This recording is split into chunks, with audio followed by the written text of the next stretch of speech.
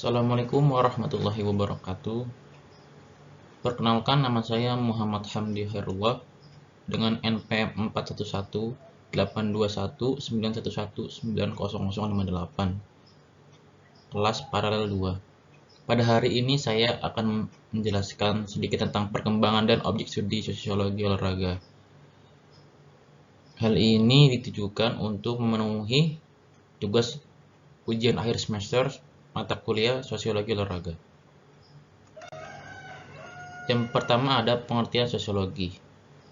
Pada dasarnya, ilmu sosiologi terlahir dari kesadaran bahwa adanya bidang kehidupan manusia yang belum terkaji oleh ilmu-ilmu pengetahuan yang telah ada, yaitu kajian tentang kelompok sosial.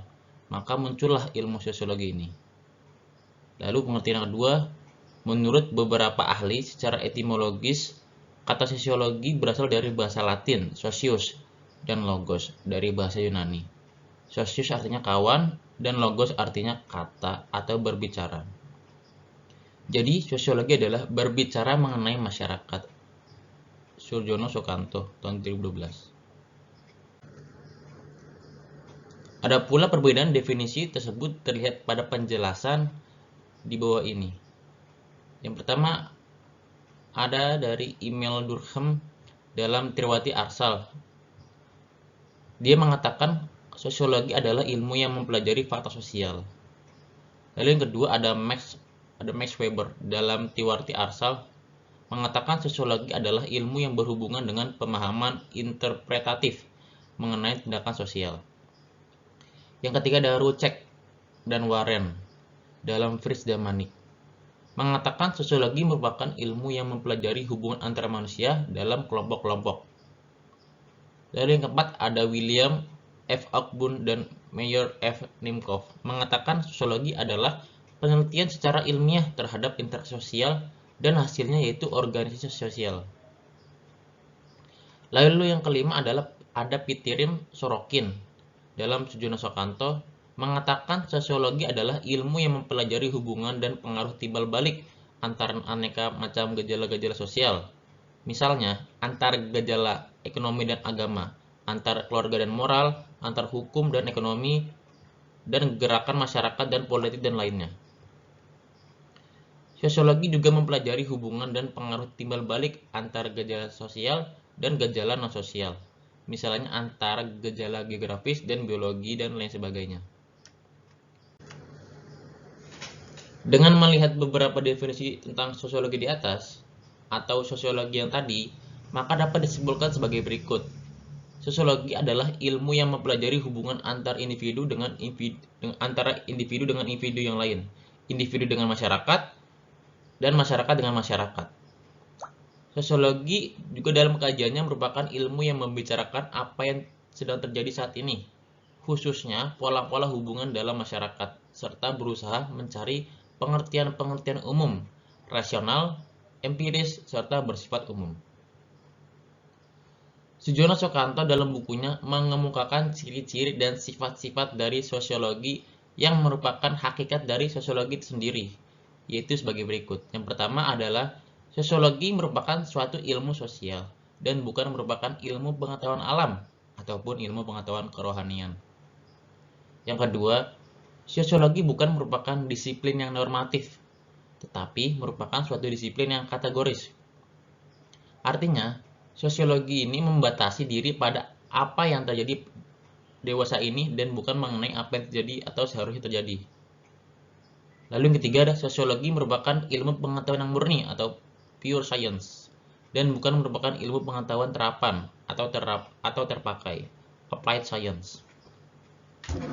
Lalu selanjutnya sosiologi merupakan ilmu pengetahuan yang abstrak dan bukan merupakan ilmu pengetahuan yang konkret. Selanjutnya, sosiologi bertujuan untuk menghasilkan pengertian-pengertian dan pola-pola umum.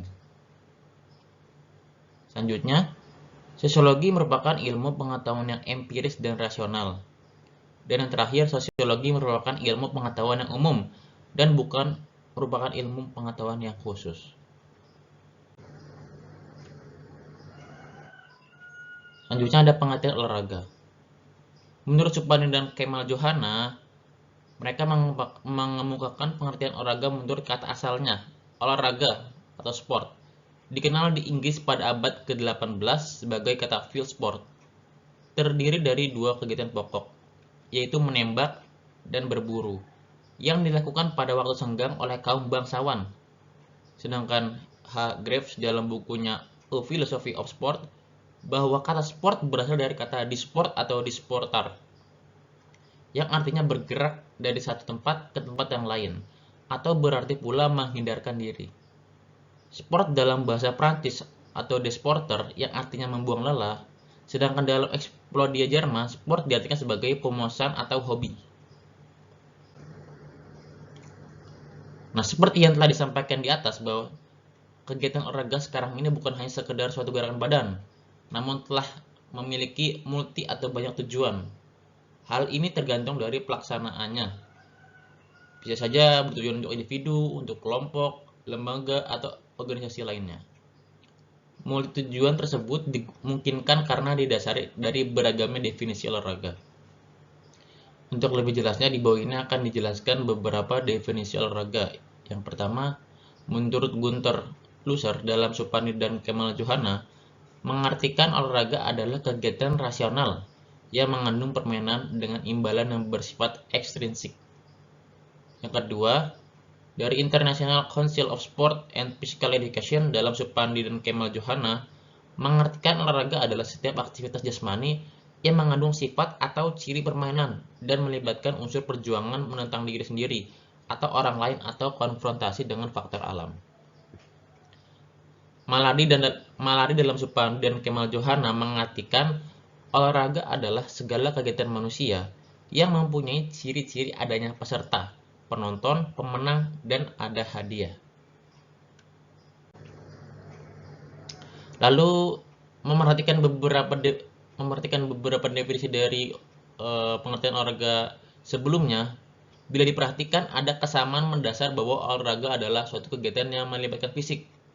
Hal ini sejalan dengan apa yang diungkapkan oleh Supandi dan Kemal Johana, bahwa istilah olahraga mempunyai kesamaan arti dengan gerak badan, gerak fisik, gerak jasmani, kegiatan fisik, kegiatan jasmani, bina fisik, bina jasmani, yang pada hakikatnya berarti gerakan jasmani manusia atau lebih luas lagi gerak manusia atau human movement. Sedangkan tujuan olahraga pada dasarnya ialah pembinaan dalam kekuatan otot, kelenturan gerak, dan ketahanan tubuh. Mengacu pada penjelasan di atas atau penjelasan sebelumnya, maka ilmu sosiologi olahraga dapat diartikan adalah suatu ilmu yang mempelajari kegiatan-kegiatan olahraga yang berkembang di masyarakat. Selanjutnya ada kedudukan sosiologi olahraga. Kegiatan manusia yang dinamis seiring dengan kegiatan olahraga juga berkembang, di mana orang melakukan kegiatan olahraga dengan keinginannya serta tujuannya yang berbeda-beda. Hal ini membuat kegiatan olahraga jadi menarik untuk dikaji lebih dalam. Beberapa hal yang menyebabkan orang ingin melakukan kegiatan olahraga barangkali tergambar pada uraian di bawah ini. Keinginan sehat. Keinginan sehat itu merupakan suatu keinginan orang-orang, di mana kesehatan itu lebih penting dari segalanya. Jikalau kita banyak uang tapi tidak sehat, ya kita tidak bisa menikmati hidup. Lalu yang kedua ada menjaga penampilan. Dengan kita menjaga olahraga, penampilan akan sport lah. Oke, lanjut ketiga ada gaya hidup. Yang keempat ada teknologi informasi, 5 sarana rekreasi, dan 6 ajang silaturahmi. Selanjutnya ada olahraga. Olahraga merupakan suatu kebutuhan bagi manusia, atau dengan kata lain pada dasarnya manusia memerlukan olahraga. Hal ini dengan tujuan agar tubuh tetap sehat sehingga dengan harapan tidak mudah terserang penyakit. Melakukan olahraga dengan benar dan teratur akan mampu menjadikan kondisi badan dalam keadaan bugar, di mana setelah melakukan aktivitas sehari-hari yang melelahkan. Pada perkembangan zaman saat ini, keterlibatan olahraga dalam kehidupan sosial semakin berarti, di mana kegiatan olahraga mempengaruhi berbagai sendi kehidupan bermasyarakat. Hal ini menyebabkan pada akhirnya fungsi olahraga menjadi beragam. Sebagai contoh, dunia politik, ekonomi, dan budaya tidak terlepas juga dari pengaruh kegiatan olahraga. Selanjutnya, nilai-nilai olahraga ini mengikuti perkembangan masyarakatnya yang bisa dilihat dari sistem perekonomian dan budayanya. Nilai-nilai kejiwaan dan sosial terlihat pada masa komunal primitif. Sejarah menunjukkan zaman tersebut manusia berolahraga sesuai dengan peradabannya, misalnya berburu dengan panah atau lempar batu. Tidak ada pemenang dan pecundang, tidak ada hadiah yang diperebutkan. Menurut sumber warnadunia.com pada tahun 2009. Lalu ada pun kajian-kajian olahraga, salah satunya berbagai kajian maupun teori banyak mengungkapkan fungsi utama olahraga. Pada penjelasan di bawah ini akan menguraikan apa yang diungkapkan oleh Supandi dan Kemal Johana. Yang pertama, ajang ungkapan dana penyampaian atau transmisi nilai sosial, kepercayaan, dan ideologi melalui konfigurasi kelembagaan olahraga. Nilai-nilai seperti kerjasama, persaingan, kekeluargaan, disiplin diri, patuh terhadap kelompok. Ingin menyatakan identitas dan diakui keberadaannya.